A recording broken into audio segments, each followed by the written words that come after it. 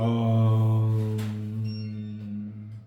Asatoma Satgamaya Tamasoma Jyotirgamaya Mrityarma Amritam Gamaya. Om Shanti Shanti Shanti. O Mother, hold our hand. Take us across from unreal to real. Take us from darkness of light to the light of the wisdom. Take us from death to immortality. Om, peace, peace, peace. Welcome, dear seekers, devotees, and researchers. Holy month, Holy week. Yesterday was depicted the day 24th, 25th, the birthday of Jesus Christ. Today, the day after. And it continues. What a beautiful time. And throughout the year in India, India is the one Bharat. Bha is Brahma Jyoti. Ratha is those who are immersed into it. I was just talking to some people that most of us have been considering our life, particularly on education system or the professional system, is data, intellect, and then memory. And intellect is data, data, data, and it is all related to how much money, and more property and more things. And it is all external. Intellect is data, data is understanding, and the intellect is buddhi, and with memory. You try and remember them and write it down has been the education system all over the world, and especially so from the British system in India too. And this intellect and memory is all outside. But the beautiful part of all the great leaders and Jesus Christ it brings on is kingdom of heaven is within you. Is knock and the door shall open for you. And beautiful teachings of the Jesus Christ. See, most of us spend time in trying to look beautiful, trying to look great. But we never try to live a beautiful life. We want to, but we don't try to live a beautiful life. We want to look great, but not give others the benefit of living great. And this is what is Jesus Christ through the Sermon on the Mount is talking to us in his teachings in the Jesus Christ. You know, a beautiful question came about. One of the devotees asking, and no less than Paramahamsa Ramakrishna. As you know, he himself had a vision of Jesus Christ, and Jesus Christ merged into him as he was walking towards Panchavati. Those of you who have read a little bit about Vivekananda's Gurudev Ramakrishna Paramahamsa, you will read it this, and he merged into Ramakrishna Paramahamsa. Jesus Christ was being discussed, and Paramahamsa Ramakrishna was being asked by somebody called Advaitananda later on, that time called Latu Maharaj. And Paramahamsa Ramakrishna used to fondly call him Leto. Short name, nickname, right? Robbin Ghosh became Air Force Robbin Ghosh. So it's a short name that's given to you. Similarly, Paramahamsa Ramakrishna was talking to him, and he asked suddenly, Leto, tell me, does God ever sleep? So Latu Maharaj, he reflected on it and he asked question back to Paramahamsa Ramakrishna. Does God really sleep? Does he sleep? I don't know. I don't know. Very genuine, very honest. And you know the beauty about he became a saint? He is the only one who is considered to be he didn't even know ABCD. And Paramahamsa Ramakrishna's grace made him a saint. So Ramakrishna Paramahamsa answers whether God ever sleeps. He says, if God would ever sleep, the universe would plunge into darkness and it would dissolve. And then he added from a devotional perspective, God is always awake. He loves his creatures, little children like you and me, into sleep. And while they sleep, he protects them and takes care of them. God's grace is always on. Reminds me of the very famous, another example. You know, you and I are trudging along in this river of life, samsara. We are rowing the boat, hard work and sincere work. Good people, we are good people, honest. We try to help people, the elder, the sick, the destitute. We try to give contributions, but we are basically living that outer periphery of the life. Yes, good, kind, not bad, but we are on the outer, not wanting to dive deep within and pulling onto that same pulling on in the river of oars. Paramahansa Ramakrishna said, why don't you, telling the boatman, why don't you put the sail on and the God's grace, the wind will take the boat across. You don't have to sweat. So all you and I have to do, God is always awake. God is always filling his creatures into restful sleep when he has to and takes care of them. And the universe will be plunged into darkness. It would dissolve. And those of you are Advaita Vedantists is now taking the tramp, you will immediately will understand and see the resonances with Sat Chit Ananda. Chit, this reality, consciousness, and being, existing. Sat, being, and the consciousness alone itself. You know what? I wish to share with you two very famous songs. And do you know, Mahatma Gandhi loved this song, one of them. And this song, it is when the Titanic sank. Did you know that? When the Titanic actually sank, and those who were rescued, when they were being taken into the boat, a few of them, they were taken into shore to their life, they all sang this song. Lead kindly on. Lead kindly light on. And lines go on like this. I would like you to just listen to it. I have not kind of memorized it. Lead kindly light was written in 1833. This is 2024. 1833. Almost 200 years ago. Yeah. By John Henry Newman, an English, an Anglican Catholic church. Catholic and Protestant. I shall cover with it little bit. So for most people like you and me, we are not very much aware about these little discriminations. Maybe some of you are, and you might be able to get into. I started doing a lot of research in this last, and I will say I got excited to get into it to share with you. You know, this beautiful song is Lead Kindly Light. John Henry Newman became world famous. I'm going to share with you two songs. You hear them the world over today. And they're, of course, sung also along with the carol singing along in the church. Now, lead kindly light, amid the encircling gloom, lead thou me on. Amidst the encircling gloom. Imagine, Titanic sank, and those who are alive, they're going into the dark ocean, and they're being taken on, and they're singing this song amongst themselves. Lead kindly. Amid the encircling gloom, darkness all around, lead thou me on. The night is dark, and I am far from home, lead thou me on. Keep thou my feet, I do not ask to see. The distant scene, one step is enough for me. So beautiful, saying it's dark, encircling gloom, and just hold my hand and lead me with a light. Night is dark, and I'm far from home. Lead thou me on, across thy my feet. I do not ask to see the distance. He said, I don't want to see what is far ahead. Just one step at a time. Put the light on so that I know you are there. Remember Paramahansa Ramakrishna's grace of God, Divine Mother is always there.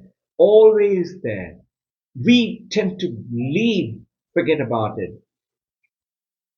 Song goes on, quite nice song, but I will just share with you one or two more lines. I was not ever thus, not prayed that thou should lead me on. He said, I was never like this. I never prayed for you to lead me on. I love to choose and see my path, but now lead thou me on. I used to choose my own path by myself. I never asked for God to help me. Today, I realize the world is dark and it is filled with night and gloom. I want you to put your light onto one step ahead, each one, and take me. Reminds me of a beautiful story. You know, there is a man who was climbing the Mount Everest and huge storm and the glacier started, wind strong blowing. He realized that he cannot continue, so he has to come down. And it was getting totally dark. He threw his rope and he saw that the rope fell right just below the ledge. He will be able to go down. He came down and down and down and down and down and he came to the end of the rope and he couldn't feel the ground with his foot and he was scared and he didn't have that faith for God that look, I am safe because his ground could not feel the ground. And notice he says, I love to choose my own life. I see my own path. But now I want you to lead me on. Can you understand so beautifully, lovingly saying, you guide me? Advaita Vedantist will say, my consciousness, my Ishvara, my God, you guide me from within. And here in the theistic language, in the Christians to the Jesus Christ is saying, I never chose till today. I used to always think, now lead me on. And you know that man who was hanging, he couldn't let go of the rope. And he hung and he hung. He tried to search for the ground, but he couldn't find. And you know what? Next day morning when the people came down and eventually they found him, he was frozen on the rope holding onto it, dead, and the ground was just 1 foot above his feet. Just imagine, just 1 foot above the ledge. All he had to do is just let go. And this is what exactly the song at the end part of it is saying. I love to choose and see my own path, but now I understand. Lead thou me on with my light. I had never prayed that thou shouldst lead me. I never prayed for you to guide me.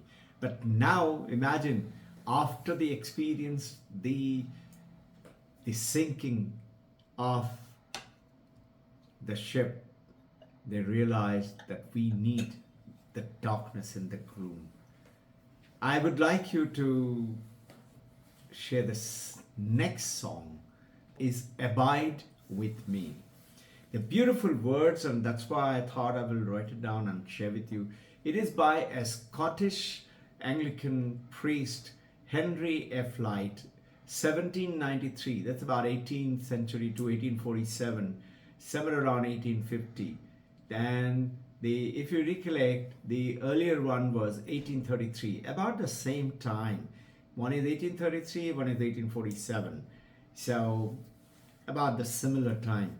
Here, the Scottish priest Henry Light, he's writing and singing. The song goes on, abide with me. Fast falls the eventide, the darkness deepens, Lord, with me abide. Abide is the guidance, the comfort. When other helpers fail and comforts flee, help of the helpless, oh, abide with me. Even for the helpless, there is help always. God never sleeps. Swift to its close ebbs our life's last days. Earth's joys grow dim, the glories pass away. Meaning, earth's joys grow dim and glories pass away, meaning all that fun and the laughter and the joy. I realize now my end is coming. And Change and decay on all around I see. O thou who changest not, abide in me. So beautifully put in, and both the songs are very famous.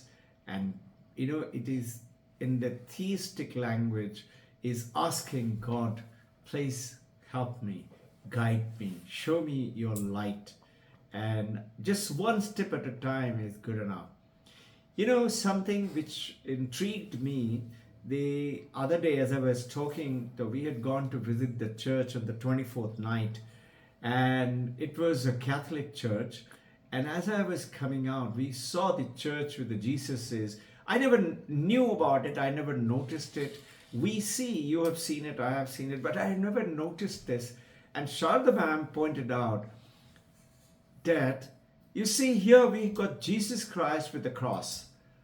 And why is it that there are some churches only cross, no figure of the Jesus Christ?